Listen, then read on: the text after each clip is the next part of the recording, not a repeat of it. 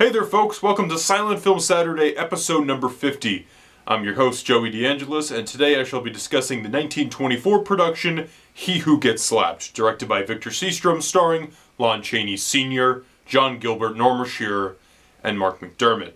Now, the story goes like this. You have scientist Paul Beaumont, played by Lon Chaney, who is getting some help from Baron Ragnar, played by Mark McDermott, to reveal his scientific findings to the scientific community as a whole. However, something goes wrong and everybody in the scientific community laughs at him. And then he runs home to his wife, and his wife has left for the Baron. Chaney is slapped, and now he is a clown whose gimmick is to be slapped and be laughed at by others. He seems to enjoy this for a lengthy period of time, and then we have the introduction of Consuelo, played by Norma Shearer, a beautiful horseback rider, who also has the affections of John Gilbert's character of Bezzano, another horseback rider. They seem to be the nice little lovely couple, until we realize that Consuelo's father, played by Tully Marshall, is actually a formerly rich patriarch of a family who is only using Consuelo to gain money, and is going to marry her off to the Baron, whom Chaney wants revenge on from so many years ago. So let's take a look at this package. This is from the Warner Archive. I've had this disc for years. I've had it for 3 years. No, almost 4 years. And the funny thing about this is that I've reviewed this film on this channel before, but that was before Silent Film Saturday ever existed, and it was just a general review of the film.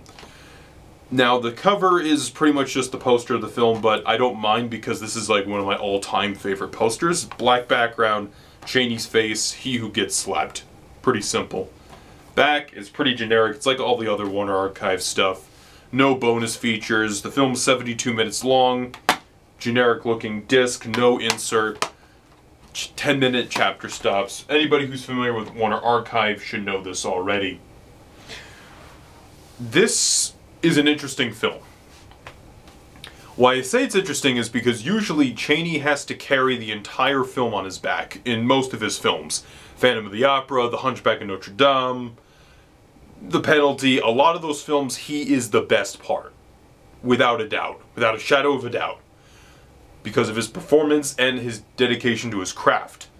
In this film, he's supported by a really good cast, among whom include Mark McDermott, who also was in the Greta Garbo film The Temptress. A good movie in my opinion. I'd say check it out. Hopefully I'll get to that on Silent Film Saturday eventually. And he plays the villain in this film. Usually Chaney's characters are like the villains or the tragic villains. In this film he is the tragic hero. Because of what happened to him as a scientist, he has become a clown, and he is hopelessly in love with this beautiful young woman who is in love with another man, and another man, the man who took Chaney's wife away from him, is in love with her, and is probably going to marry her. And it's really messed up. But the Mark McDermott character, getting back to him, he is perfect in this film. He is the cliche-looking mustache, but he is such a jerk. Such a, you know, he's one of those characters you really want to just punch in the face because he is just such a creep. He takes Chaney's like scientific data. He takes his wife. He wins the affections of a young woman and doesn't mind that the young woman's almost being sold off because her father, played by Tully Marshall, you know, is poor. is poor now. He used to be rich. So, you know, that's like great to have a good villain, you know, even though Chaney's not the villain in this film. He is our tragic hero. John Gilbert's also in this film. This was the first John Gilbert film I saw, and I liked him in it as the romantic lead. He wasn't like, oh my god, amazing, but he was charming, and I wanted him to end up with the girl at the end. And then, of course, Norma Shearer is great in the film. One of my favorite scenes with her is a scene where Chaney is telling her that she's going to get married off to the Baron, and she almost takes him seriously for a moment, but then she slaps him. and she mocks him. She laughs at him, saying, "I almost took you seriously for a moment." And he's crushed by this. Beautiful acting by both of them. Because at first you see her, she's concerned, but then after that, she just laughs. And then he is just so tormented by this. And also the scenes where he's defending her are great. But more on Chaney later. We also have in this film... Who else is in this film? Yes, the Lon Chaney character is great. I mean, you know, of course he has the cool beard, and then later on he has the clown makeup, but he is magnificent in this film. The fact that he plays like a tortured scientist who becomes a clown because of his misfortunes, and his scenes are just beautiful. When he's defending Consuelo, he's just he has like this crazy manic smile on his face, you know, saying the show must go on. She has to perform before the Baron can get a response out of her about the marriage. And the marriage ceremony is supposed to take place after the circus performance. You know, all these things happen quickly in silent films, of course.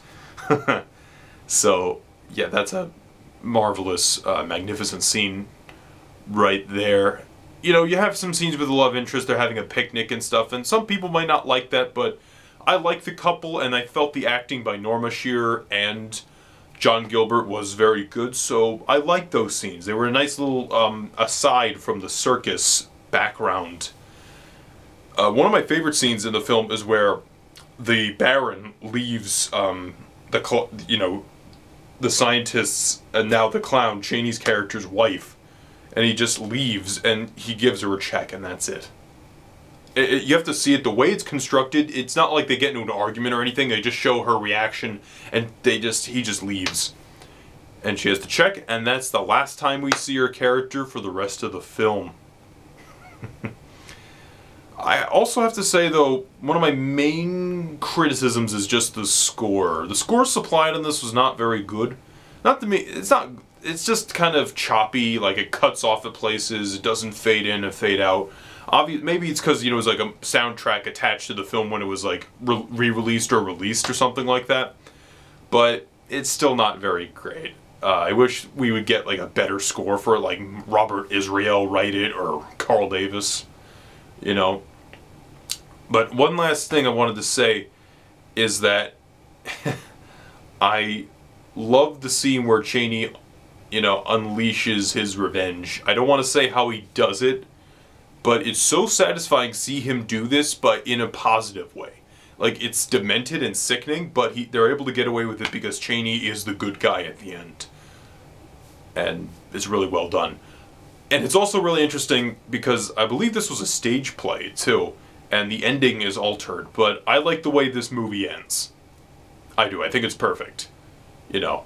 So, concluding thoughts. Despite a lackluster score and some minor elements, and of course the packaging is not that great, He Who Gets Slapped is by far one of Chaney's finest accomplishments, but also probably the best overall Chaney film due to its cast and the directorial touches by Victor Sjostrom. And that reminds me, Victor Sjostrom, he also directed The Phantom Carriage, didn't he?